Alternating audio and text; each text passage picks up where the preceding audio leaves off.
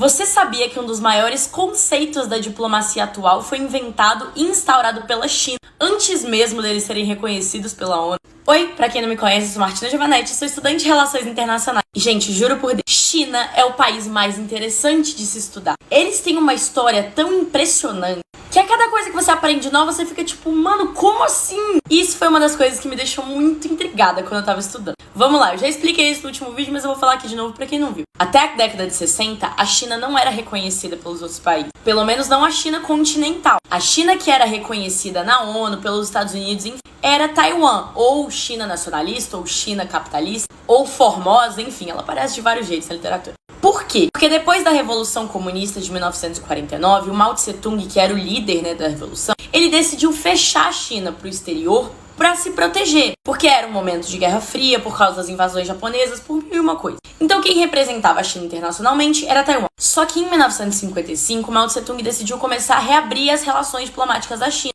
e começou a fazer relações, começou a aproximar, estreitar os laços com países do terceiro mundo, ou países, nesse contexto que não necessariamente se encaixavam nem do lado soviético nem do lado capitalista. E aí vem o conceito que eu disse pra vocês, que foi a China que instaurou os 5 princípios da coexistência pacífica. Se você gosta de relações internacionais, de geopolítica, enfim, você já deve ter escutado isso alguma vez. Mas se você não é nerdolinha, que nem eu vou te explicar que conceitos são esses. Em primeiro lugar, o respeito mútuo à soberania e integridade nacional. O que é isso? Você respeitar a soberania de outro país é você respeitar a autonomia desse país de tomar suas próprias decisões, de cuidar da sua população e do seu território, e não querer meter o bedelho onde não é da sua conta, basicamente. O princípio da não agressão, que é não agredir um ao outro, obviamente. O princípio da não intervenção, ou seja, mais uma vez, não interferir, não querer se meter na soberania do outro. Igualdade e benefícios recíprocos, ou seja, tem jeito da gente fazer diplomacia com os dois países ganhando. Não precisa ser sempre uma relação de exploração.